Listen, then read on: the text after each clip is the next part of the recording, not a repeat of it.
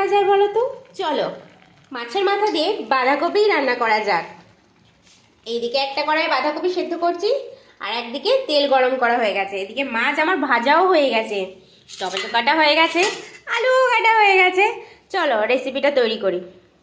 দিয়ে দেবো পাঁচফোড়ন, দিয়ে দেবো তেজপাতা, দিয়ে দেবো আলু। তোমরা আবার কেউ বলো না যে আমি বাঁধাকপি সেদ্ধ করছি কেন।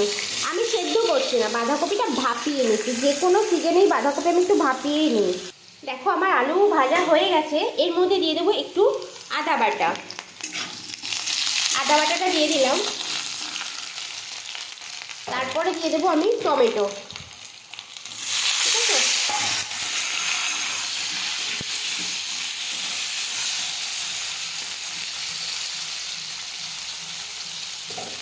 একটু হতে থাক, তারপরে দেবো এক এক করে মশলা।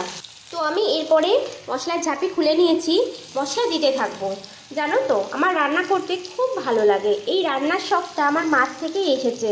আমার মা আমার যখন স্যার বাড়িতে পড়াতে আসতেন, তো ভ্যারাইটিস ধরনের রান্না করে ওনাকে খাওয়াতো। মানে কচুরি থেকে চাউমিন থেকে আমার স্যার না খুব প্রশংসা করতো। আর রিয়েলি বলছি, আমার মায়ের হাতের রান্না এত টেস্টি না।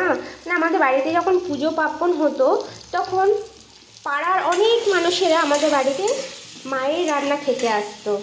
যে আর বিশেষ করে মায়ের হাতের যদি ক্ষীর খাওয়া যায়, আমার মা এত সুন্দর ক্ষীর বানায় না, তোমাদেরকে কি বলবো।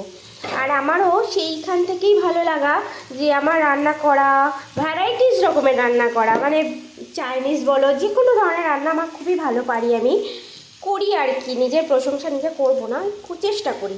মাছের মাথাগুলো দিয়ে দিচ্ছি। এই দেখো মাছের মাথাগুলো দিয়ে দেবো আমি। আর মাছের একটু ঝাল করে নেব, এই 4 পিস মাছের ঝাল করে নেব। তো মাছের মাথাগুলো দিয়ে দিলাম।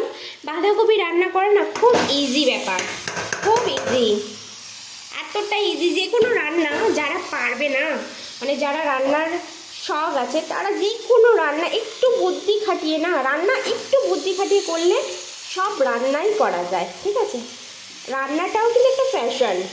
ঠিক আছে, তো চলো আমি তো ভ্যারাইটিস রান্না তোমাদেরকে দেখাই।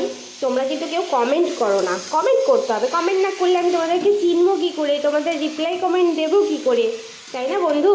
কমেন্ট করতে হবে। কমেন্ট না করলে আমি বুঝবো কী করে তোমরা আমরা ভিডিও দেখছো, দেখে চলে যাচ্ছো, কমেন্ট করছো না, শেয়ার করছো না।